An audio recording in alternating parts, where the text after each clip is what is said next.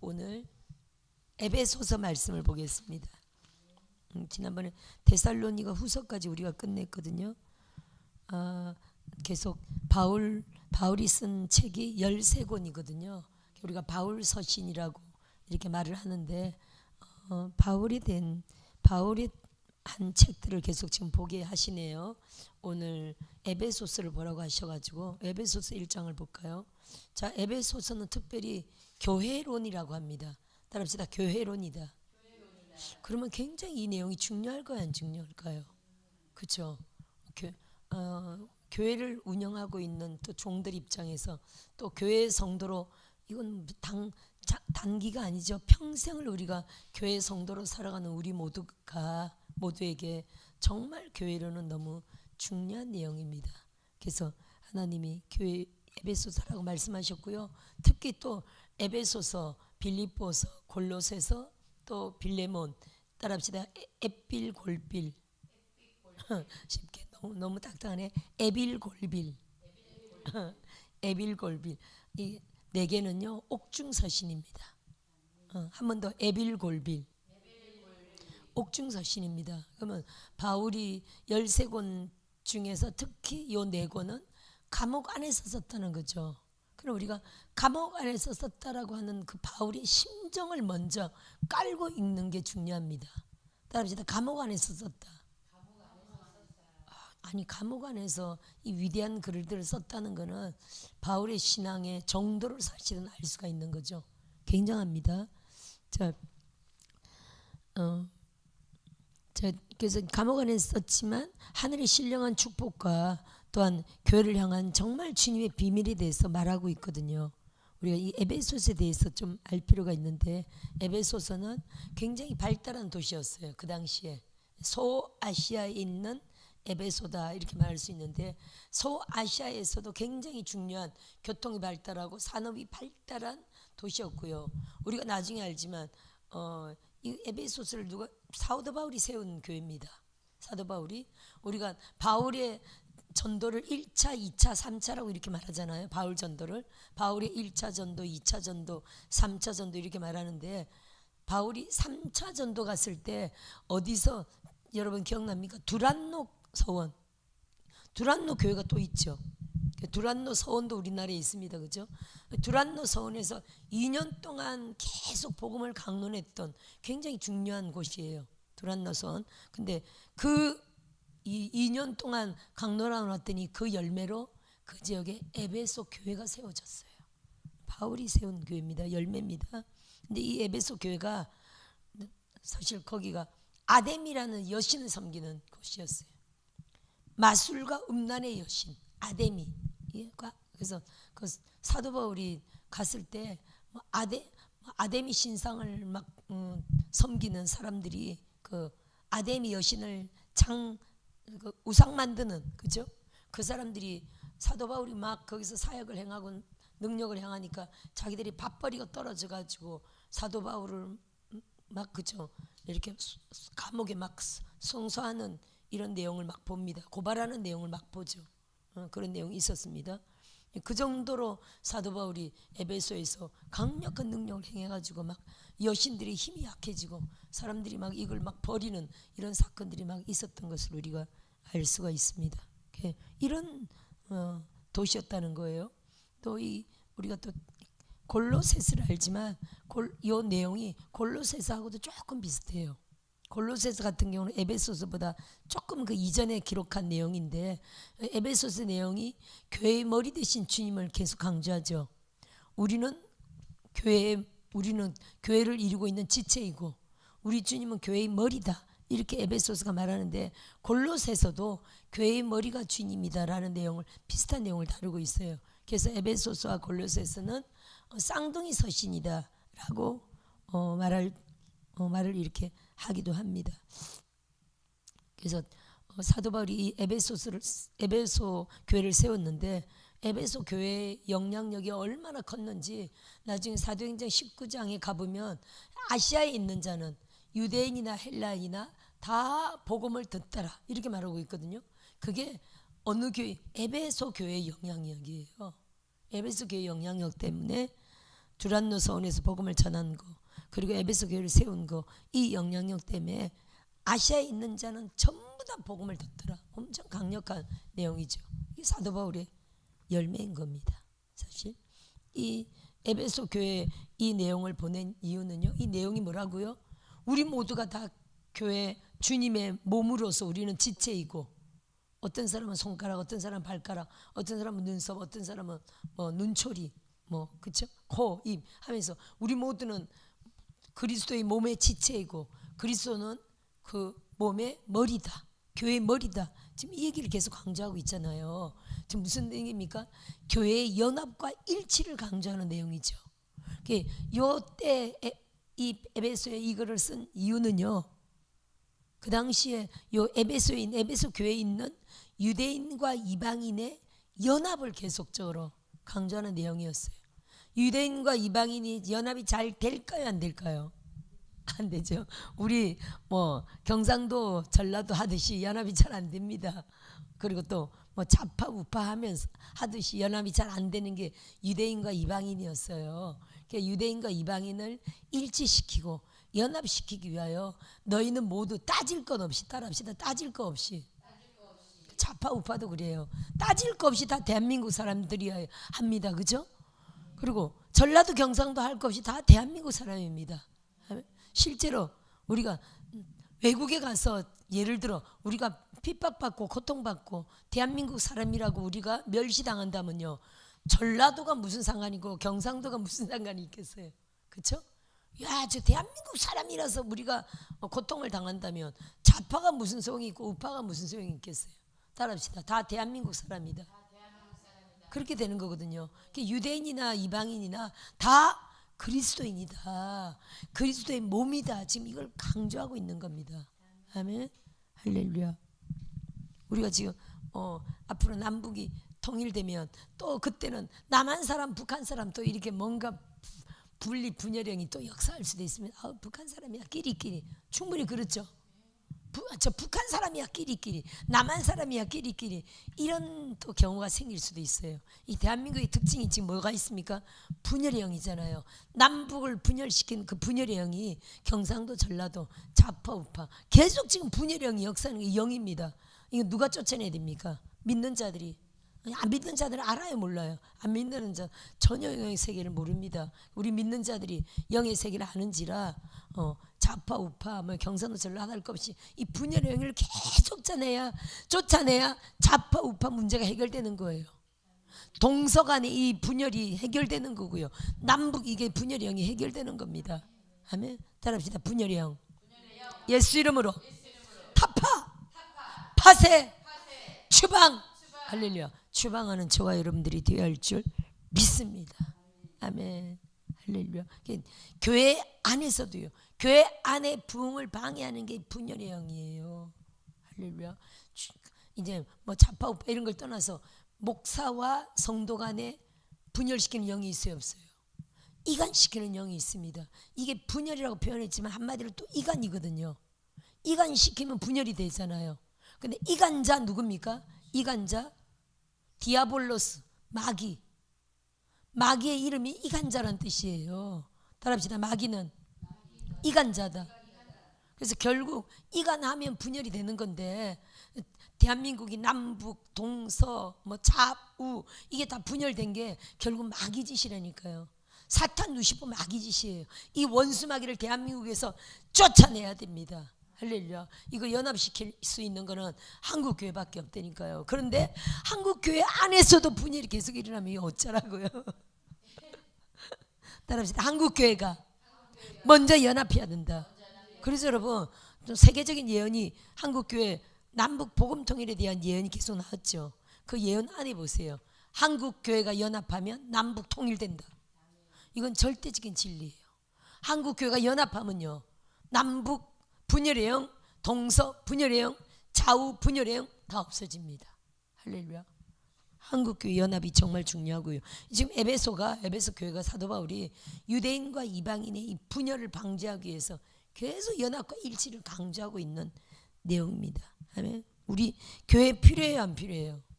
할렐루야. 우리 교회 정말 필요한 내용인 줄 믿습니다. 할렐루야. 바울이 로마에서 2년 동안 감옥에 있는 동안 이 에빌 골빌 이 네 권을 썼거든요. 따라합시다. 2년 동안 감옥에 있었다. 감옥에 있는 동안 감금 생활이죠. 감옥에 있는 동안 이 옥중 서신들을 썼습니다. 자, 1절부터 한번 볼까요? 이 에베소서가 얼마 안 되잖아요. 6장까지 얼마 안 되는데 겨우 뭐 6장까지밖에 안 되는데 특징이 있습니다. 이 에베소서 안에는 안에서라는 말이 참 많이 나와요. 안에서 이제 금방 나오지만 그리스도 안에서 또 사랑 안에서 뭐 이런 내용들이 계속 나옵니다. 근데 이게 요 겨우 6장까지밖에 짧은데 93번이나 나와요. 엄청나죠? 굉장히 짧은 글인데 그럼요. 사도 1절에도 보세요. 예수 안에 이렇게 나오네요. 그죠? 예수 안에. 또 2절, 3절에도 그리스도 안에서. 4절에도 사랑 안에서. 예수, 그리스도, 사랑 다 같은 말인데 그죠? 하나님은 사랑이시라 같은 말인데 우리가 정말 안에 있는 게 중요하다는 걸 계속 강조하는 거예요. 바울은 지금 감옥 안에 있지만 사실은 누구 안에 있습니까? 그리스도 안에 있죠. 아버지의 사랑 안에 있죠. 우리가 몸으로는 어디 있든지 몸으로는 다 다릅니다. 그렇죠? 몸으로는 어디 있든지 영으로는 항상 사도 바울이 아버지 안에 그리스도 안에 그 사랑 안에 당신이 있기 때문에 자꾸만 이 옥중서신인데도 불구하고 안에서를 계속 강조하고 있는 겁니다. 할렐루야. 우리의 삶은 다 다릅니다. 환경은 다 다릅니다. 각 사람마다 다 이런 문제 저런 문제를 다 안고 있지만 따라합시다. 나는 오직 그리스도 안에 있다. 아버지 안에 있다. 아버지 마음 안에 있다. 아버지 생각 안에 있다. 지금 생각 안에 마음 안에는 하진 않았지만 제가 무심코 이게 단어가 나왔네요. 따라합시다. 아버지의 마음 안에 있다. 아버지의 생각 안에 있다. 이게 이해되십니까? 그게 어디서 나온 말씀이냐면 이게 시편 91편을 한번 볼까요? 시편 91편에 나오는 말인데 자, 우리가 아버지 안에 그리스도 안에 그 사랑 안에 이 말을 우리가 자주 쓰는데 다시 아버지 그러면 결국에 더 좁혀 들어간다면 아버지의 마음 안에 아버지의 생각 안에 맞습니까 여러분? 자 보세요. 다시 보세요 여러분. 우리가 아버지 안에 있습니다. 그리스도 안에 있습니다. 다시 아버지의 좀 더 좁혀 아버지의 사랑 안에 있습니다. 성경이 그렇게 말했죠. 다시 좀 더 좁혀간다면요. 구체적으로 어디 있다는 말입니까? 요 아버지의 뭐만 있다면 어디? 아버지 마음 안에 있죠. 또 더 좁혀간다면 아버지의 생각 안에 있죠. 우리가 친자식으로 실제로 우리가 부모들이 지금 돌아가셨지만 우리 아이들을 얘기한다면 우리 아이들이 우리 어디 안에 있습니까? 우리 마음 안에 있죠.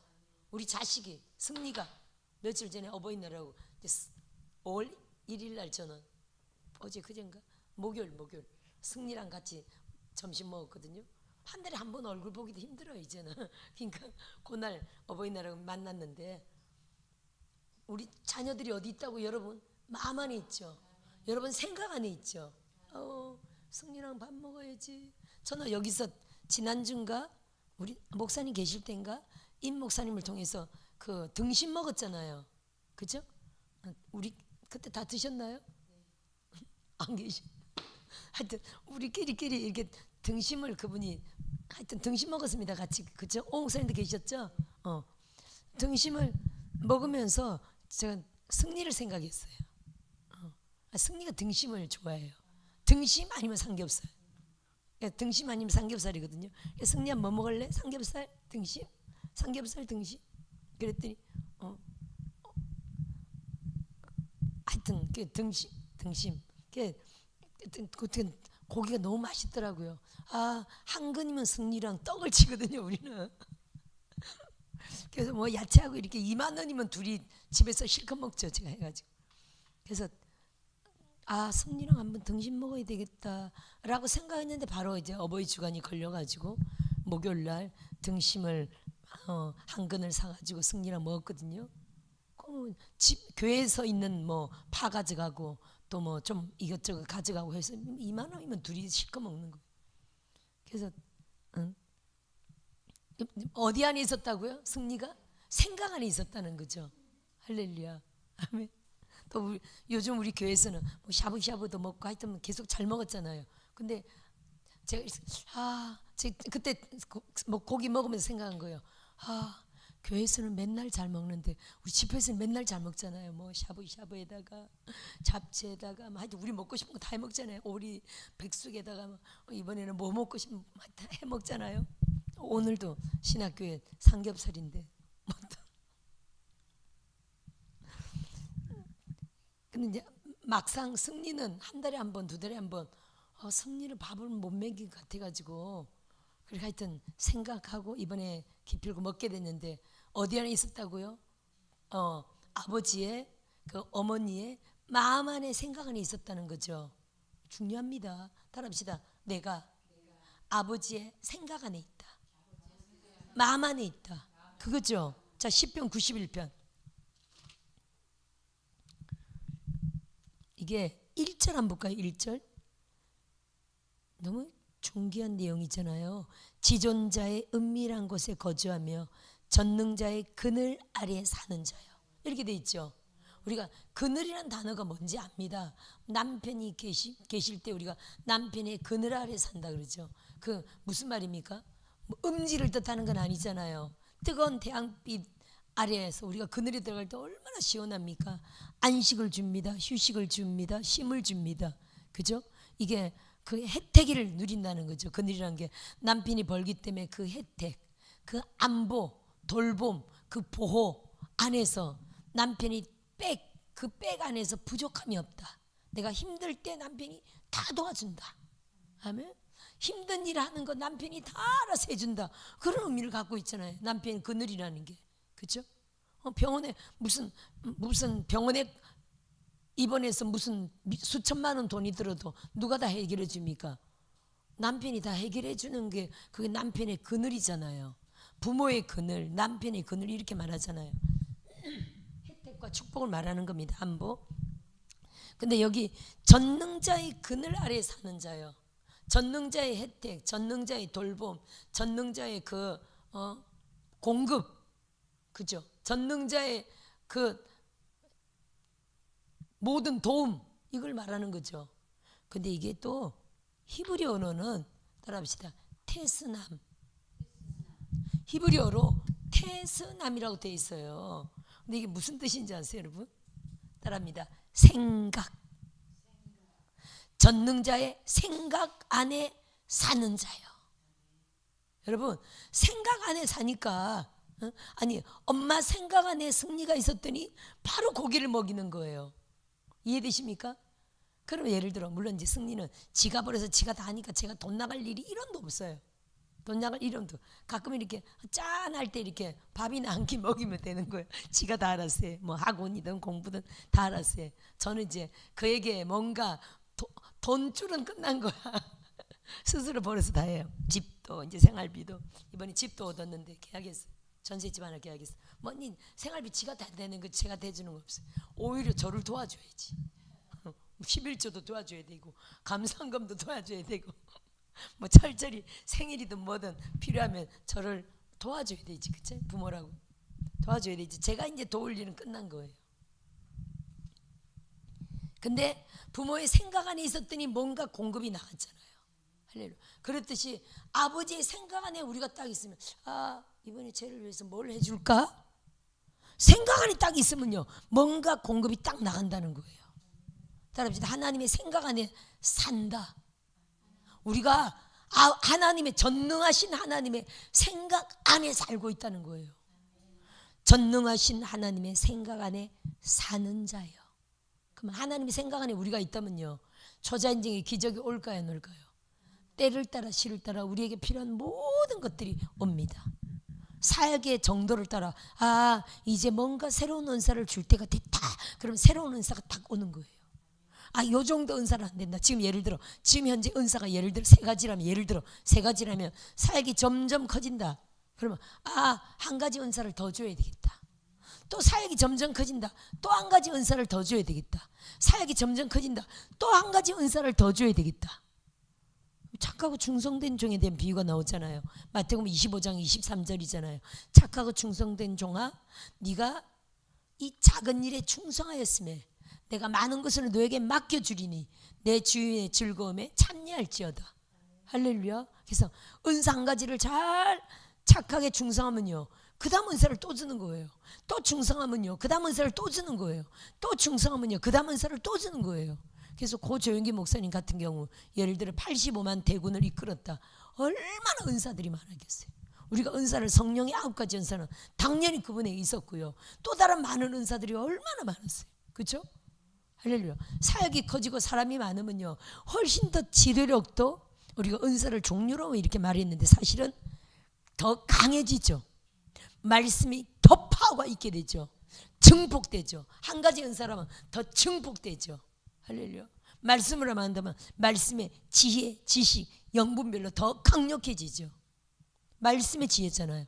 말씀의 지식이잖아요. 말씀의 영분별이잖아요. 더 강력해지고요. 말씀의 영감이 증폭되고요. 할렐루야. 더 같은 말씀을, 똑같은 말씀을 해도 다른 사람보다 더 확장된 영으로 말씀을 보죠. 더 깊이 있게 말씀을 보죠. 아멘.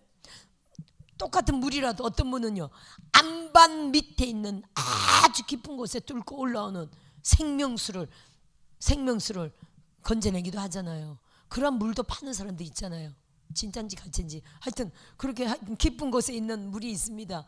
좋은 물들이 있잖아요. 그죠? 얕은 데서 한 50m에서 올라온 물도 있고 1000m에서 올린 물도 있을까요? 없을까요? 있죠. 물 맛이 다를 거요. 아마 다릅니다. 그렇듯이 말씀도 그렇다는 거예요.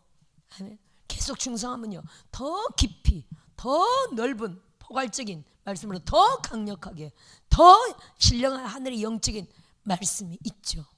모든 은사들이 더 강해지고 더 깊어진다는 거예요.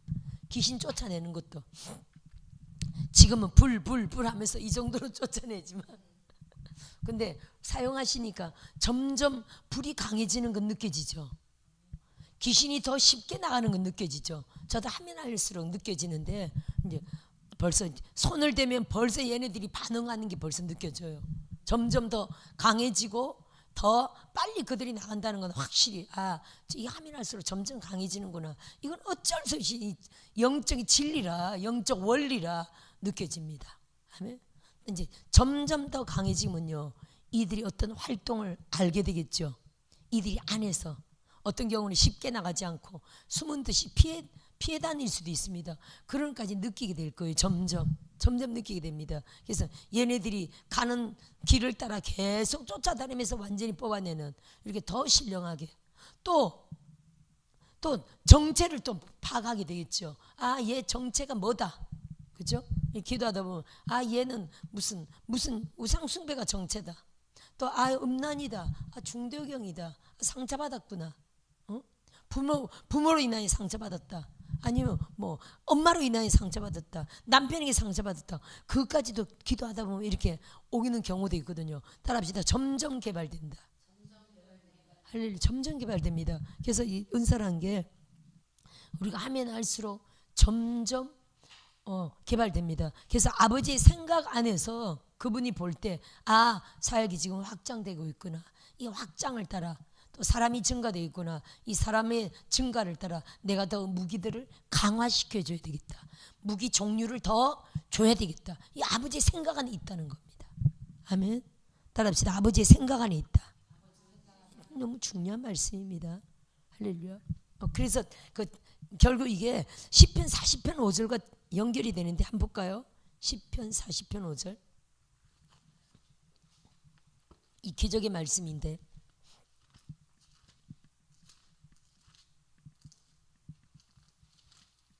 (40편 5절) 보세요. 시작. 여호와 나의 하나님이여, 주께서 행하신 기적이 많고 우리를 향하신 주의 생각도 많아. 아멘. 생각이 많기 때문에 결국 뭐가 많다는, 기적이 많이 나타난다는 거예요. 누구도 주와 견줄 수가 없나이다. 내가 널리 알려 말하고자 하나 너무 많아 그 수를 셀 수도 없습니다. 뭐가 많다는 거예요? 기적. 하나님이 나를 향한 생각이 많아서 결국 내 삶 가운데 넘치도록 기적이 나타난다는 거죠. 할렐루야. 자, 본문을 한번 넘어가 봅시다. 에베소서. 아직 1절 안 읽었나요? 생각 아니 안에서 사랑 안에서 하다 그랬고, 사랑 안에서, 마음 안에서, 생각 안에서 하다 그랬구나. 그쵸? 따라 한 번 더 말해봅시다. 나는 하나님의 마음 안에 있다. 하나님의 생각 안에 있다. 지금 이 안에서라는 단어를 93회 지금 하고 있다는 얘기를 하면서 이런 얘기를 했죠. 자, 1절 한번 읽어볼까요? 하나님의 뜻으로 말미암아 그리스도 예수의 사도된 바울은, 하나님의 뜻으로 말미암아, 하나님이 나를 불렀다라는 걸 자꾸 지금 강조하고 있습니다. 하나님이 나를 불렀다. 자, 여러분, 이게 누구보다도, 베드로보다도, 그 어떤 사도 요한보다도 사도 바울은요, 하나님의 뜻으로 말미암아 또 나는 사도로 불렀다, 이런 말을 굉장히 많이 강조하고 있어요. 왜 그렇게 말했을까요? 왜 그렇게 말했냐면요, 자기는 사도라고 말하는데도 사실은 예수님과 함께했던 12사도는 아니었기 때문이에요. 이해되십니까? 베드로와 안드레, 야고보, 요한, 빌립과 바돌로메, 도마와 마태, 알포의 아들 되는 야고보와 시몬과 다데오와 가롯 유다라, 12사도였죠. 나중에 가롯 유다가 죽고 마띠아로 들어가는데 12사도. 그러면 12사도의 특징이 뭡니까? 3년 반 동안 예수님과 함께 동고동락했던 자들이었잖아요. 그 특징을 갖고 있거든요. 그리고 예수님과 동고동락했고 예수님의 죽음을 목격했고 예수님의 부활을 목격한 자들이 12사도거든요. 근데 사도 바울은요, 예수님과 동고동락도 안 했지, 예수님과 죽음을 목격하지도 않았지, 예수님의 부활을 목격하지도 않았지. 근데 그래서 사람들이 너는 12사도가 아니잖아, 너는 사도가 아니야 라고 하기 때문에 자꾸 이 사도 바울은요, 나는 예수님만 하나님의 뜻으로, 하나님의 부르심으로 나는 사도로 택함 받았다 라는 것을 자꾸만 강조하고 있는 거예요. 사도가 맞아요, 맞아요? 사도 바울은요, 사도가 맞죠. 사도 중에 사도죠. 근데 그 당시에는 네가 무슨 사도야, 예수님의 동고동락도 안 했잖아, 뭐 이런 여러 가지로 말미암아 사도 바울을 사도로 인정 안 하는 무리들이 있었어요. 그래서 자꾸만 자기가 하나님 앞에, 사도란 거는 예수님과 동고동락, 그거는 이제 육적인 기준이고요. 사도는 뭡니까? 사실은 하늘로부터 보내심을 받은 자, 이런 의미를 갖고 있거든요. 예수님을 통해서 그 12제자가 보내심을 받았죠. 예수님이 보내겠지만 사실 의미는요, 너희는 하늘로부터 보내심을 받았다, 이런 영적 의미를 갖고 있거든요. 사도의 원래 뜻이 어디서 발생한 단어라고 그랬죠?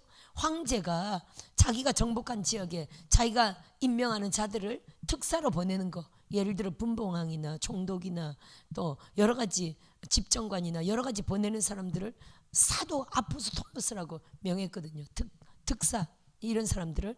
그래서 근데 황제가 특별히 선택하여 보내는 자, 보내심을 받은 자. 그럼 예수님이 이 말을 그대로 갖고 와서 너희는 영적으로 하늘 아버지로부터 보내심을 받았다, 내가 너희를 보내노라. 예수님이 하나님이잖아요. 내가 너희를 보내노라. 그래서 보냄을 받은 자였어요. 그럼 사도 바울은 실제 예수님이 살아계실 때 얼굴은 보지 못했지만 부활하신 후 예수님을 다메섹 도상에서 만났죠. 빛으로 만났죠. 그래서 예수님한테 직접 사도 바울이 보내심을 받잖아요. 그 내용을 한번 볼까요? 사도행전 9장쯤인가? 사도행전 9장에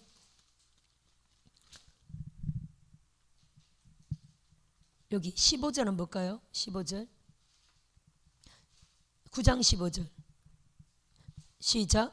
주께서 이르시되 가라, 이 사람은 내 이름을 이방인과 임금들과 이스라엘 자손들에게 전하기 위하여 택한 나의 그릇이라. 그가 내 이름을 위하여 얼마나 고난을 받아야 할 것을 내가 그에게 보이리라. 아멘. 이방인과 임금들과 이스라엘 자손들에게 복음 전하기 위하여 주님께 택함 받고 가라 하고 보내심을 받은 자죠. 따라합시다. 사도는 보내심을 받은 자다. 그래서 우리가 이방인뿐 아니라 임금들과 이스라엘 자손들 전체인데 특히 사도 바울의 특징은 이방인의 사도로 부름받았다. 우리가 이렇게 말합니다. 따라합시다. 사도 바울은 이방인의 사도로 부름받았다. 그래서 보내심을 받은 자, 사도라고 우리가 부르는 겁니다. 자기도 주님께 보내심을 받았다. 하늘로부터 나는 보내심을 받은 자다. 이런 의미로 하나님의 뜻으로 말미암아 사도된 바울이라고 자꾸만 바울 서신마다 강조하고 있어요. 누가 아니랄까 봐 바울 서신마다 모든 서신에 하나님의 뜻으로 사도로 부르심을 받았다 자꾸 강조하고 있어요. 아멘. 왜냐하면 사도가 아니다라고 엉뚱하게 그런 말을 하는 사람들 때문에 자꾸만 이렇게 자신을 어필하는 거예요. 아멘. 이해하셔야 될 점이 있습니다. 하나님의 뜻으로 말미암아 그리스도 예수의 사도된 바울은 에베소에 있는 성도들과 그리스도 예수 안에 있는 신실한 자들에게 편지하노니, 더 정확하게는 에베소에 있는 성도들과 아시아권에 있는 여러 교회들에게 이 편지가 막 전달 되는 것을 우리가 역사적으로 봅니다. 하나님 우리 아버지와 주 예수 그리스도로부터 은혜와 평강이 너희에게 있을지어다. 에베소가 복음을 전하기가 쉬운 지역이었다고요? 어려운 지역이었다고요? 우상숭배 아데미 여신으로 꽉 찬 그런 도시였고, 엄청난 아데미란 그 여신인데 사랑과 미의 여신이에요. 사랑과 미의 여신이고, 그 실제로 아데미란 그 우상이 있는데 유방이 24개나 돼 있어요. 이렇게 유방이 2개잖아요. 그러니까 유방이 막 24개야. 사진 그런 여신 봤죠? 여기가 막 둥글둥글 떠난 게 막 24, 양쪽에 12개 이렇게 2개가 아니라 12개씩 막 달려있어요. 그건 무슨 말입니까? 다산의 여신이라는 뜻이거든요. 왜냐면 아기 하나가 유방 하나를 먹잖아요. 근데 24개면 아기 24명이 달려들어서 젖을 먹을 수 있다, 이런 내용이거든요. 그래서 풍요와 다산을 뜻해요. 그들이 그 당시만 해도 생육 번성, 자식 많이 낳는 게 큰 축복이잖아요. 그렇죠? 아데미 여신을 굉장히 섬겼다는 거예요. 축복의 여신, 풍요의 여신, 다산의 여신. 그리고 마술이 굉장히 흥행했던 곳이 이 아데미라 복음 전파가 보통 쉽지 않았습니다. 복음 전파가 쉽지 않았지만 사도들의 특징이 뭡니까? 기사와 표적과 능력이잖아요. 기사와 표적과 그 능력 앞에 복음의 하나님의 말씀이 표적으로 확증이 되는 이 사도들의 능력을 통해서 이 아데미가 왕창 깨지는 것을 우리가 성경적으로 볼 수 있는데, 19장 한번 가볼까요? 사도행전 19장.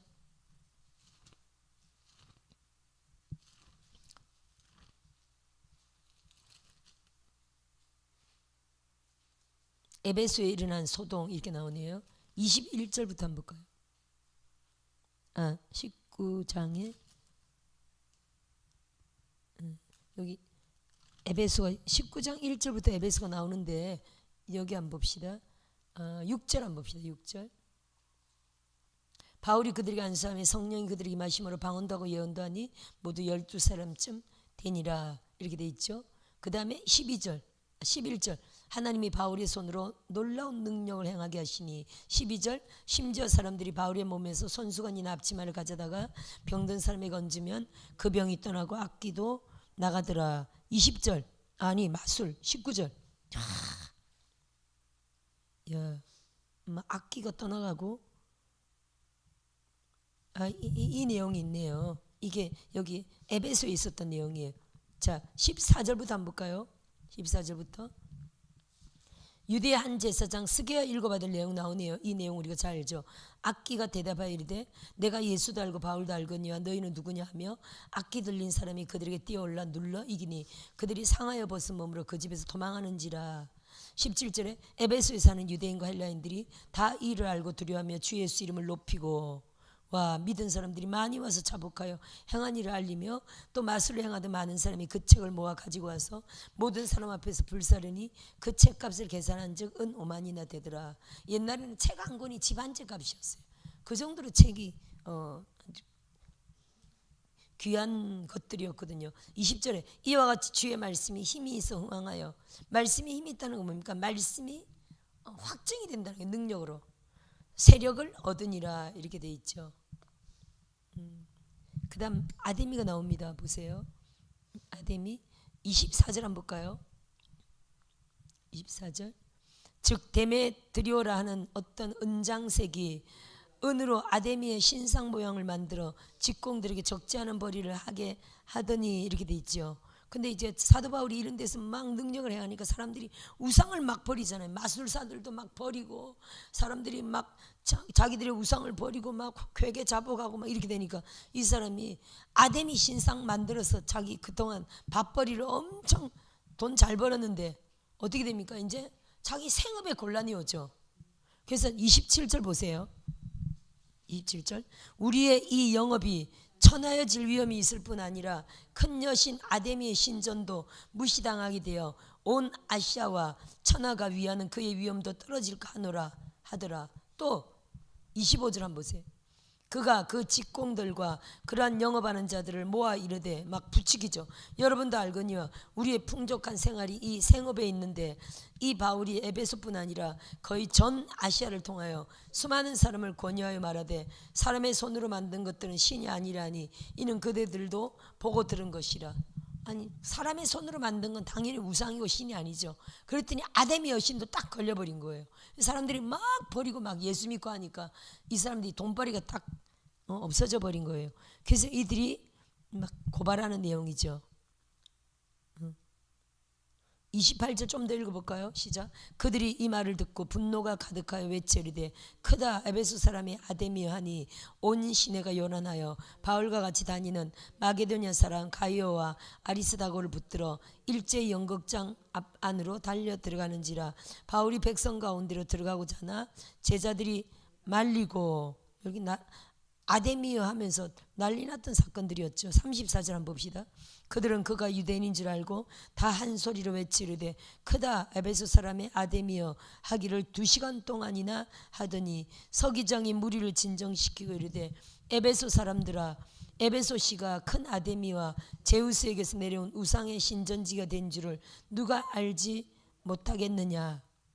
이 일이 그렇지 않다 할 수 없으니 너희가 가만히 있어서 무엇이든지 경솔이 아니하여야 하리라. 신전의 물건을 도둑질하지도 아니하였고 우리 여신을 비방하지도 아니한 이 사람들을 너희가 붙잡아왔어. 만일 데메드리오와 그와 함께 있는 직공들이 누구에게 고발할 것이 있으면 재판날도 있고 총돌들도 있으니 피차 고소할 것이요 만일 그 외에 무엇을 원하면 정식으로 민회에서 결정한지라. 오늘 아무 까닭도 없는 이 일에 우리가 소요 사건으로 책망받을 위험이 있고 우리는 이 불법 집회에 관하여 보고할 자료가 없다 하고 이에 그 모임을 흩어지게 하노라. 서기장이 도와주네요. 그죠? 이때 아주 엄청 곤란한 사건이었는데 서기장이 도와준 걸 볼 수 있습니다.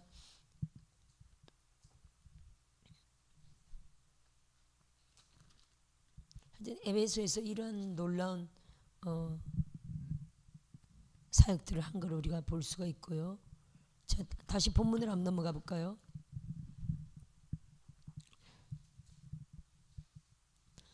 자, 3절에 찬송하리로다 하나님 곧 우리 주 예수 그리스도의 아버지께서 그리스도 안에서 하늘에 속한 모든 신령한 복을 우리에게 주시되. 자, 이게 무슨 말입니까? 주신다고요? 주셨다고요? 따라합시다. 주셨다.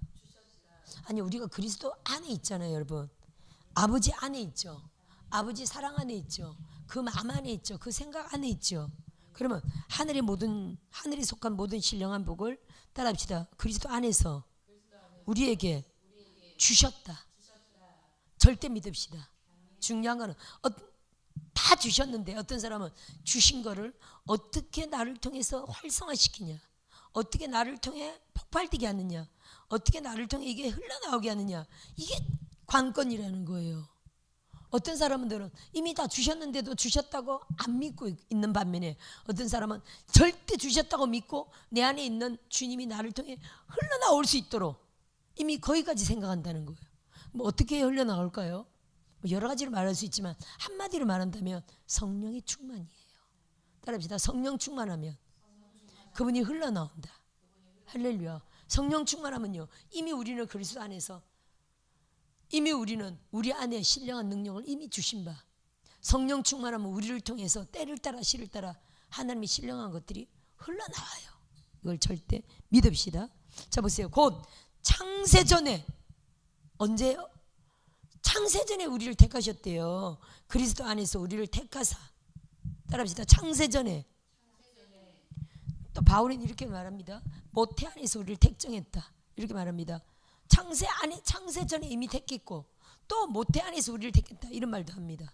따라합시다. 창세전에 택했다. 아멘. 아버지의 계획 가운데 있다는 거예요.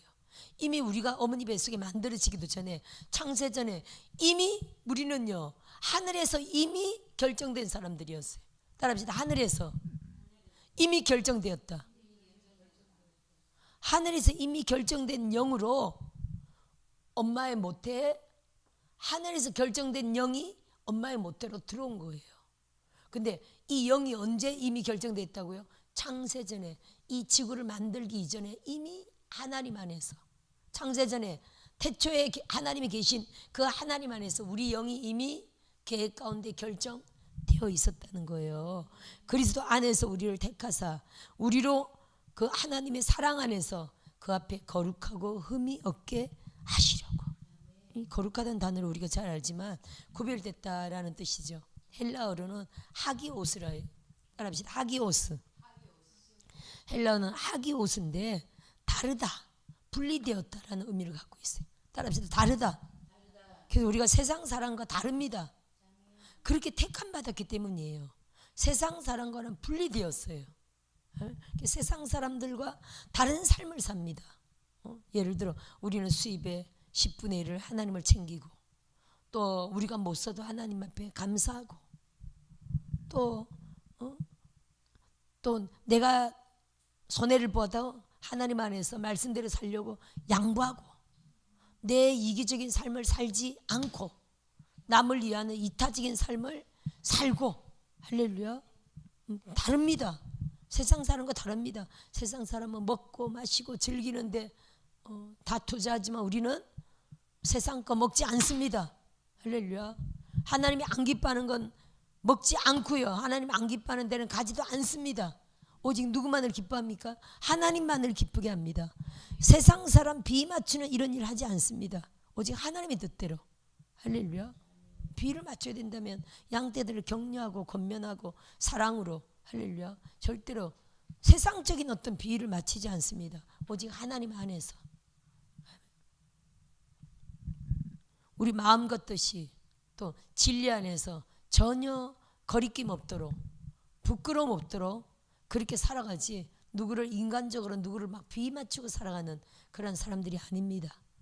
나의 어떤 성공과 출세를 위하여 막 사람에게 아부하고 비위 맞추고 절대로 이렇게 못합니다.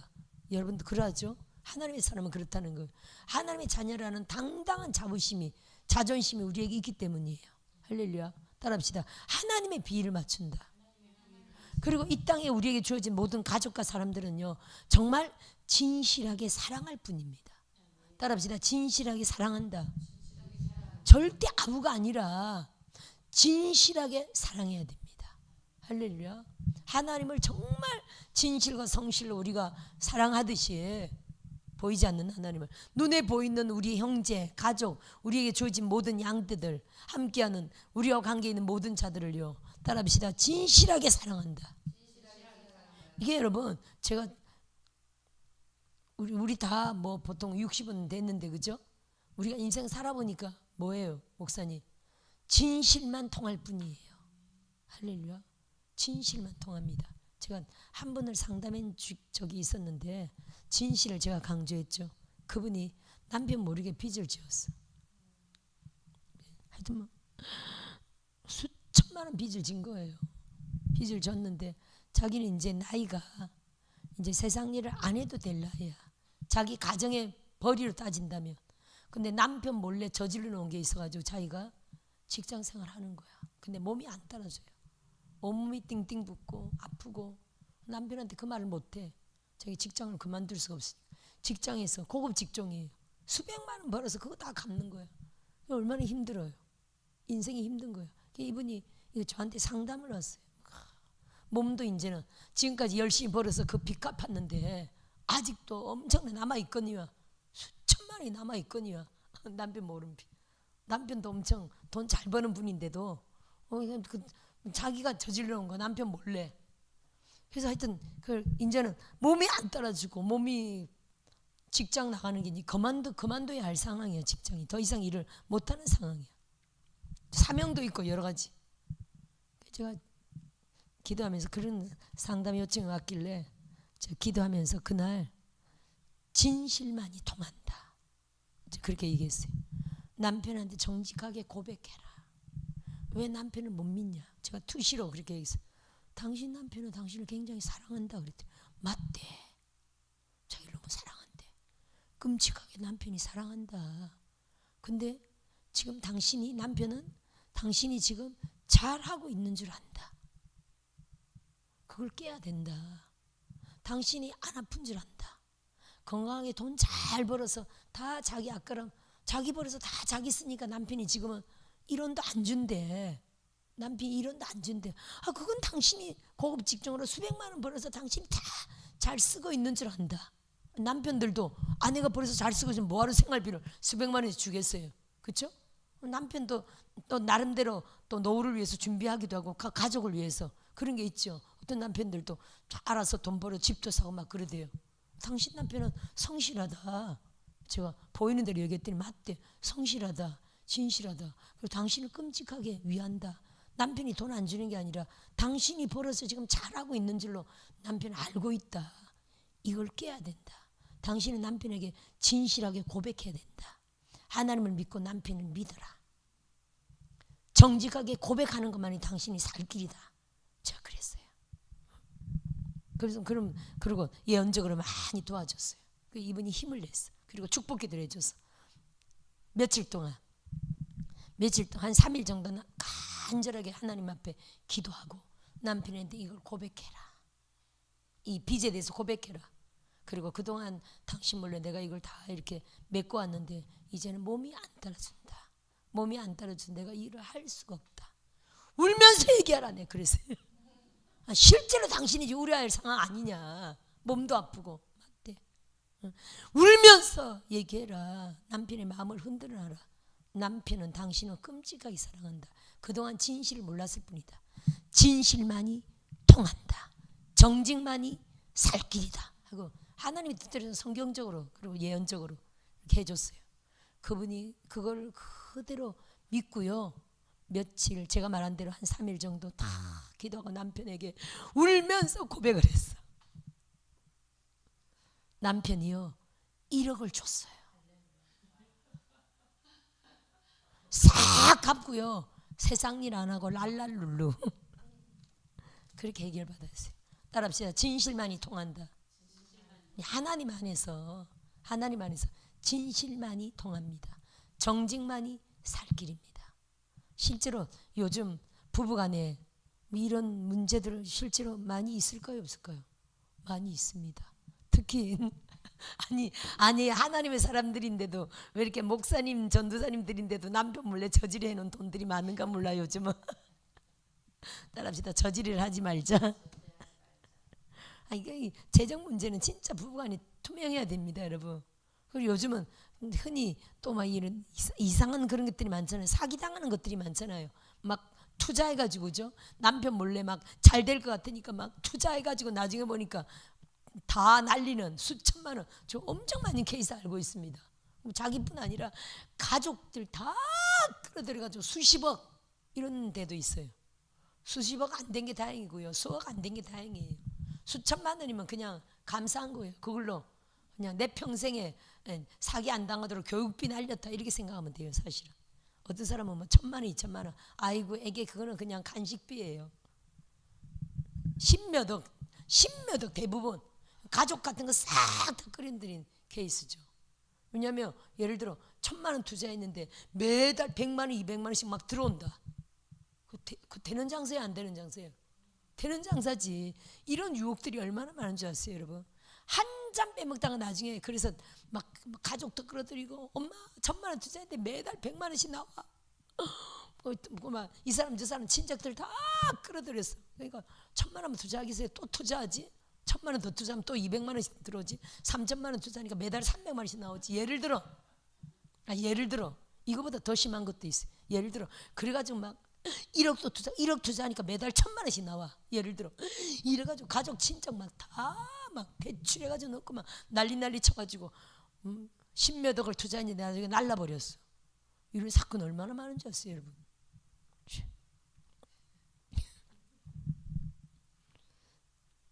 하여튼 다시는 그런 일이 없어야 될 줄 믿고요. 엄청 많습니다. 거룩. 그래서 우리가 여러분 이게 결국 어디서 나오냐면은 디모데전서에 나오는 이야기잖아요. 따라합시다. 디모데전서 6장 한번 볼까요? 봅시다. 이게 6장 9절인데 부하려 하는 자들에 대한 내용이에요. 이게 하나님이 6장 8절에 뭐라고 하냐면은 아니 여기 8절이 아니라 여기 6절부터 한번 보세요. 6절부터. 6장 6절 시작. 그러나 자족하는 마음이 있으면 경건은 큰 이익이 되느니라. 따라합시다. 자족하는 마음. 그러니까 너무 큰 욕심을 내지 말고 세상에 대해서 우리가 처해진 환경에 대해서 그냥 족한 줄로 감사하게 여기는 마음이 경건에 굉장히 유익이 된다는 거죠. 부하려고 하는 거는 경건에 유익이 안 된다는 거예요. 따라합시다. 부하려 하다가 경건을 잃어버리게 된다는 거거든요. 아멘. 너무 부하게 하려 하지 말고 자족하면서 계속 예배와 기도로 성령의 충만함을 따라합시다. 오직 영적인 것을 확장한다. 그럼 여러분 부하려 안 해도 영적인 것을 확장하면요 부가 따라와요, 안 따라와요? 목사님 맞습니다. 절대로 이 재정을 늘리려고 어떤 자꾸 이런 것을 시도하면 안 됩니다. 우리는 뭘 늘리려고 해야 됩니까? 영적인 것을 늘리려고 해야 돼요. 내가 어떻게 하면 불의 사도로, 어떻게 하면 불의 선지자로, 어떻게 하면 영광의 오중사역자로 증폭될까? 그걸 사모하고 기도하면요 부는 따라와요, 안 따라와요? 아이고, 영적 원리예요, 여러분. 영권, 인권, 물권은 하나예요. 따라합시다. 영혼이 잘 되면 범사가 잘 된다. 이건 하나거든요. 범사의 가장 중요한 거는 재정이잖아요. 뭐니 해도 자녀가 잘 되고 남편이 잘 되고 사업이 잘 되고 다 생활이 잘 되는 거. 뭐니 재정이 빵빵 열리는 거. 우리가 전심으로 예배하고 기도해 보세요. 재정이 해결돼요, 안 해결돼요? 해결되죠. 제가 특히 이렇게 보면 철야하는 분들, 멤버들 전심으로 예배하고 부르짖는 대부분 사람들이잖아요. 재정이 열린 간증들을 참 많이 듣거든요. 또 전심으로 막 집회 참석하는 사람들 들어보면 막 재정 문제가 해결되고 일일이 코치 다 이렇게 간증을 안 해서 그러지 각 가정마다 엄청난 것들이 막 해결되고 풀리는 걸 보거든요. 아멘. 그래서 여러분 영혼이 잘 되면 우리가 영권을 따라가면요 인권이 오는 겁니다. 따라합시다. 영권은 인권을 가져온다. 인권은 자동적으로 물건을 가져오죠. 사람이 오면 자동적으로 재정이 넘치잖아요. 아멘. 그래서 여러분 우리가 부하려고 하지 말고 영적으로 충만하려고 해야 돼요. 다시 한번 읽어봅시다. 7절. 우리가 세상에 아무것도 가지고 온 것이 없음에 또한 아무것도 가지고 가지 못하리니 우리가 먹을 것과 입을 것이 있은즉 족한 줄로 알 것이니라. 아멘. 전 지금 알파 오메가를 보는데 여기도 마찬가지일 겁니다. 지금 작지만 굉장히 영적으로 충만하고 또 사람은 적지만 먹을 것도 풍족하고 나름 알찬 곳이잖아요. 점점 많은 사람들로 모일 줄 믿고요. 또 이제 저희 알파 오메가 갑자기 생각했는데 좀 먹을 것이 풍요하죠, 항상. 누가 돈을 내든 하여튼 하나님 교회가 내든 하나님이 내든 누가 헌신하든 하여튼 이모저모로 먹을 것이 풍요해. 그죠? 오늘은 삼겹살 먹기로 했군요. 가만히 생각하니까 우리는 집회 때 너무 잘 먹어요. 근데 모든 사람이 또 집회를 참석하는 건 아니에요. 직장 다니고 토요일만 나오는 학생들도 많아. 또 주일만 나오는 교인들도 많아. 그럼 우리는 집회 때 엄청 맛있는 거 해먹는데 그렇다고 주일날 엄청 맛있는 거 해먹나요? 토요일날 엄청 맛있는 거 해먹나요? 거의 당번들이 돌아가면서 이렇게 음식하지, 간단하게. 그래서 오늘은 삼겹살 먹기로 했어요. 마음이 좀 짠하더라고. 또 내일은 우리 교회에서 샤브샤브 먹기로 했어요. 이렇게 또 교인들하고 모이잖아요. 오고 싶은 분들은 오셔도 됩니다. 아니 주일만만 딱 얼굴 보는 사람들은 샤브샤브도 한 번 못 먹고 또 무슨 집회 때 먹는 것도 못 먹고, 그죠? 그래서 하여튼 이래저래 우리는 먹을 게 풍족합니다. 제가 가만히 생각하니까 이 먹는 은혜인 것 같아. 먹이는 은사가 있는 것 같아. 근데 여러분 이거를 절대로 판단하면 안 됩니다. 따라합시다. 은사대로 산다. 한 분이 그러시더라고. 누구지? 어제 한 분이 그 원장님이 자기 언니가 교회를 했다나? 어제 얼핏 들었는데 그 언니가 교회 할 때 친언니인지 자기가 아는 언니인지 교회가 하도 부흥이 안 돼가지고 하나님 어떻게 하면 교회가 부흥이 됩니까? 그랬더니 하나님이 매주 떡을 해라 그러시더래요. 주일날 떡을 해래. 아니 교회에서 무슨 떡을 해요? 무슨 떡을 한다고 교회가 부흥되나요? 그랬대요. 근데 하나님 명령대로 떡을 해라 그러시더래. 떡을 해가지고 주일날 사람들에게 계속 나눠줬대. 거의 할머니들 수준으로 교회가 왔었어요. 근데 떡을 하면서부터 갑자기 사람들이 28명이나 더 몰려와 버렸대. 그렇다고 지금 우리 교회가 떡을 하면 교회가 부흥된다 이런 건 아닙니다. 그 교회에 해당되는 지식의 말씀인 거죠. 그렇죠? 예를 들어 쓴물을 단물로 바뀌게 할 때 뭘 던졌습니까? 나뭇가지를 던졌잖아요. 그렇다고 우리가 지금 안 좋은 물에다가 나뭇가지 던지면 물이 좋아지겠습니까? 아니죠. 그 시대 그때 하나님의 지식의 말씀으로 나뭇가지를 던져서 그 물이 좋아진 거죠. 하여튼요 그 교회는요 주님의 지식의 말씀이 떡을 해라 그랬더니 그 말씀에 순종했더니 교회가 28명이 더 들어와 버린 거예요. 28이면 개척교회 탈출했죠. 먹을거리가 있어야 되죠. 당연하죠. 28명이면요 기존 있는 목사님 사모님만 합해도 30명이잖아. 가족들하고 30명 넘어버리잖아요. 개척교회는요 30명 이하가 개척교회. 30명 넘으면 개척교회 이름 떼버려야 돼. 아멘. 우리는 이미 개척교회가 아니죠. 우리는 교인, 신학생, 은혜자 이리저리 드나드는 사람들이 군대잖아요. 그렇죠? 종들이고 목사님들이고 마나임 여호와의 군대 교회죠. 아멘. 그래서 이 개척교회라는 단어는 이미 이제 부르면 안 됩니다. 그렇죠? 무슨 얘기 하려다가 자족하는 먹을 거 제가 기억하는데 제가 참 이게 먹이는 은사가 있는 게 분명합니다. 그래서 처음에 교회 할 때도 그때도 사람들이 바글바글 했었어요. 주일 2부는 한 30명 정도가 드렸어. 주일 2부 때. 시골 교회라도 성령 충만하니까 막 아파트에서 막 자가용 타고 막 사람들이 오고 해서 가족들 권사님 한 분이 은혜 받으면 또 막 가족들 자기 아들들 딸들 다 데리고 오고 막 이렇게 교회가 부흥됐었어요. 그럼 주일날 2부는 제가 뭘 간식을 하냐면은 이제 오뎅 그 독립문 있죠. 독립문까지 가서 매주 이만큼이 사오는 거야. 그럼 꼬치 오뎅 100개, 꼬치가 100개 있는 100개 200개 있었어요. 꼬치 100개 끼워가지고 한 솥 큰 솥에 끼워가지고 그걸 팍 끓여가지고 2부 끝나면 그걸 대접하는 거예요. 그럼 30명이면 두세 개 실컷 먹잖아요, 그렇죠? 근데 그거 먹는 재미가 상당한 거예요. 여러 가지는 못하지만 그거 딱 한 가지. 그리고 수예배 끝날 때는 수예배도 사람들이 바글바글 했었어요. 보통 수예배도 한 20명씩 모였었어요.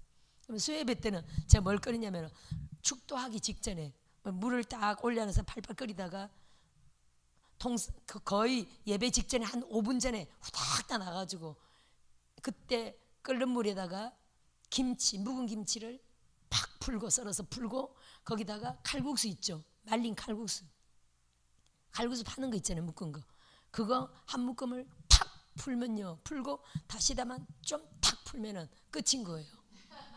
다른 거 넣는 거 아무것도 없어. 저는 너무 간단해. 김치에다가 칼국수에다가 다시대로 간만 딱 맞추면요 끝내줘요.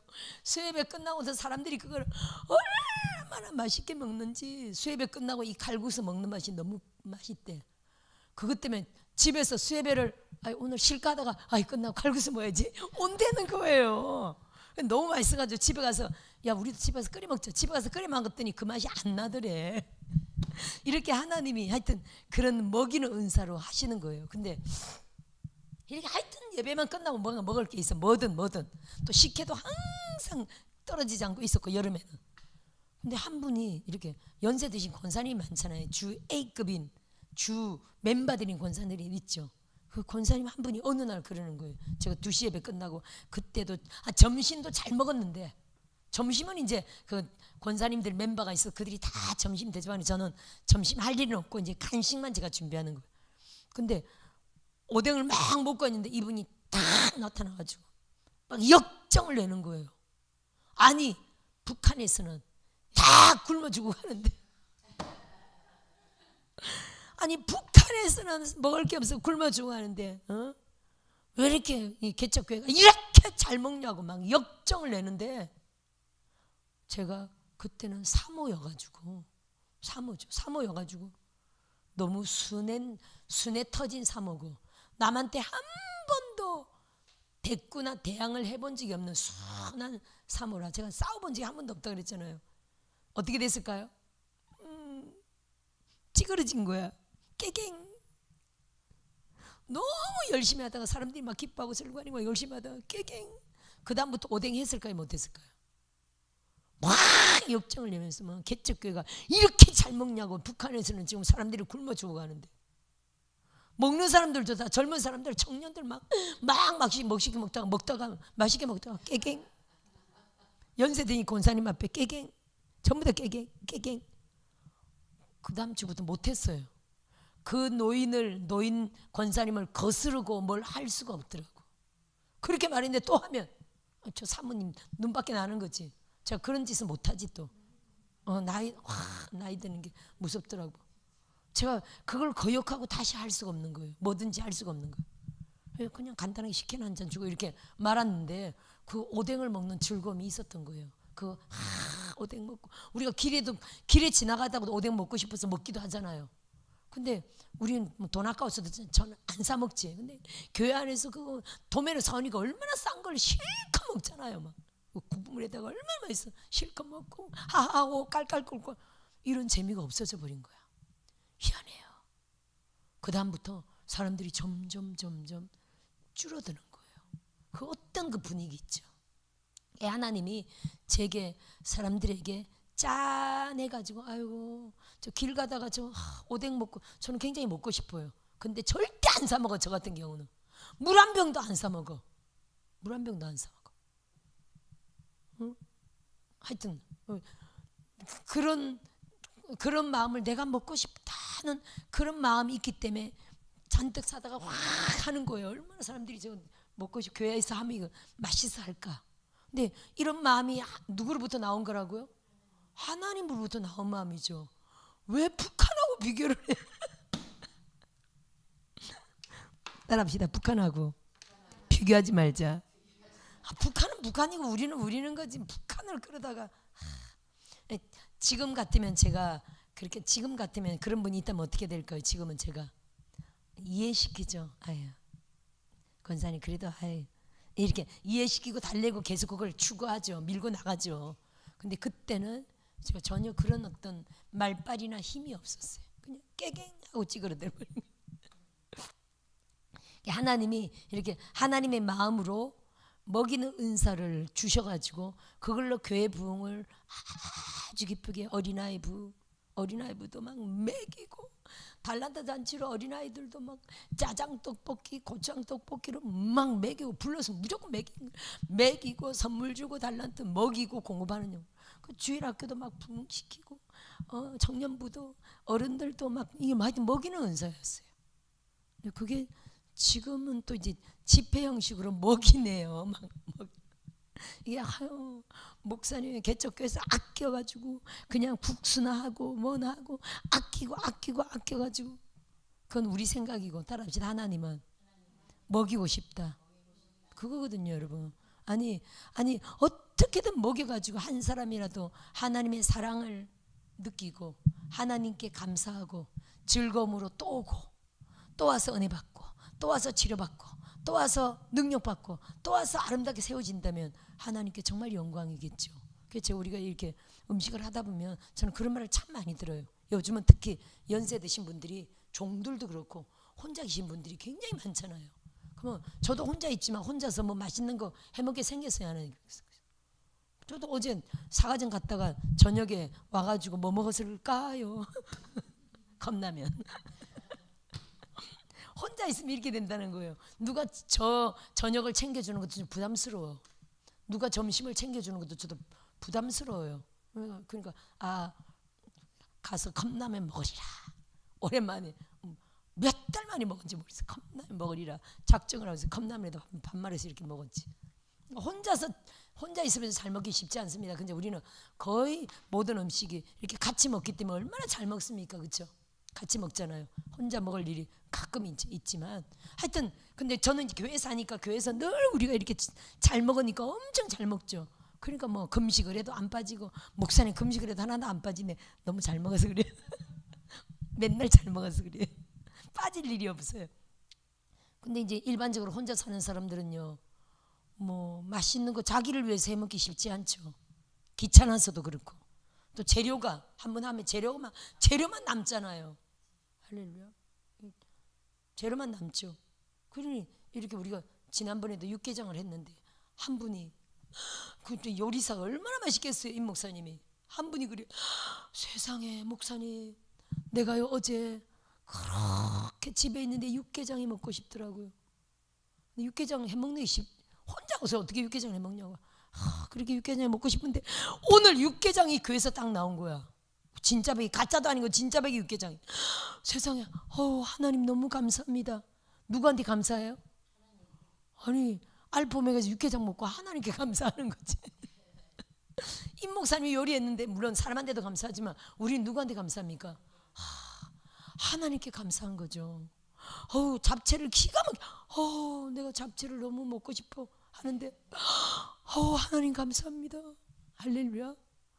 교회에서 돈 냈는데 하나님께 감사한 거지, 그렇죠? 이게 누구든지 먹고 하나님께 감사하고 교회에 감사하고 서로 감사하고 이래서 다시 또 오고 은혜 받고 해결받고 귀신이 떠나가고 종으로 세워지고 문제 해결받고, 할렐루야, 기적의 주인공 되고, 아멘. 그런다면 얼마든지 맛있는 거를 해드리고 싶네요. 이게 하나님의 마음 아닙니까, 여러분? 먹이는 은사네요. 예, 하여튼 알게 모르게 계속 이게 저는 먹이는 은사가 있네요. 따라합시다. 먹이는 은사다. 성경에는 없지만, 먹이는 은사가 성경에는 없지만 우리가 그렇게 따진다면 먹이는 은사 맞아요, 안 맞아요? 맞죠. 아버지 마음으로 계속 먹이는 은사죠.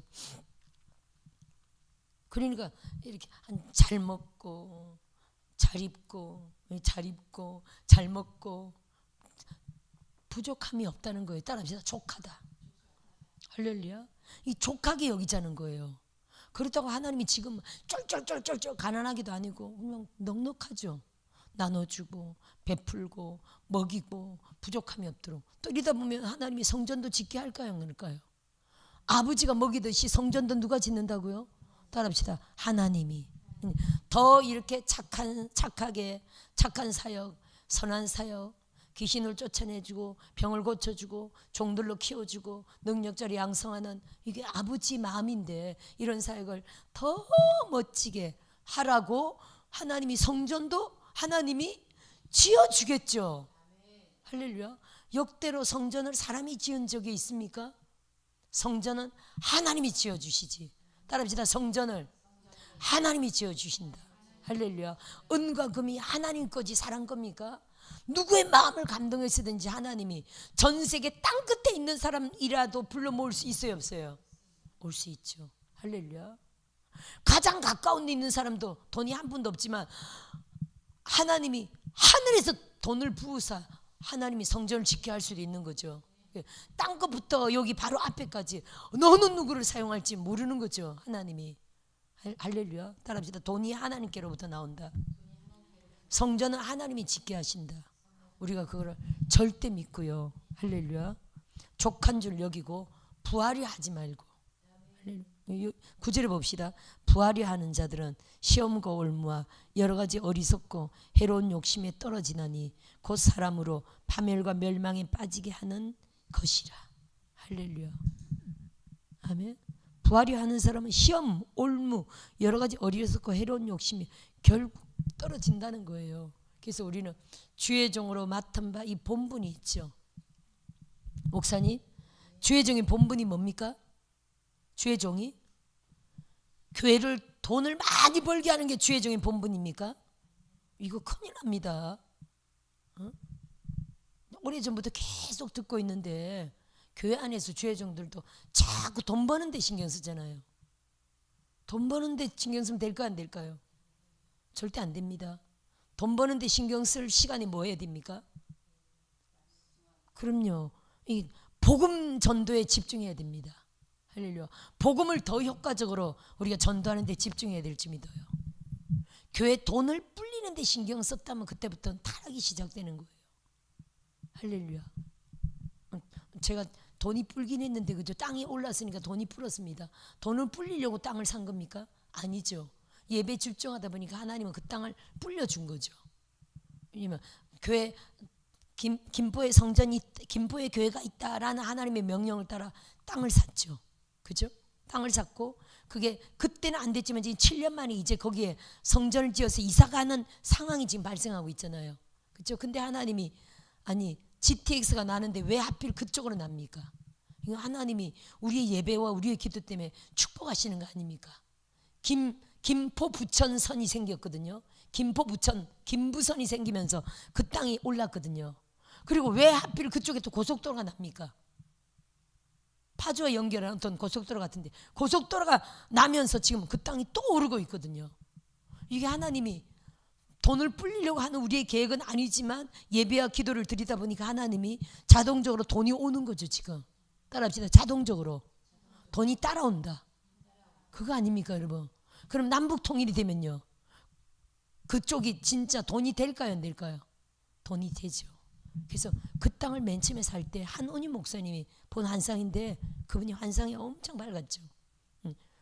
제 옆에 있었던 최고의 시어인데 물론 남편도 엄청났지만 그 전부터 옛날에 그분은 최고의 시어였었는데 이분이 그 땅을 우리가 딱 이 땅이 어떻습니까? 같이 그 땅에 기도하러 갔는데 기도하고 나서 깜짝 놀라서 목사님 이 땅 대박입니다.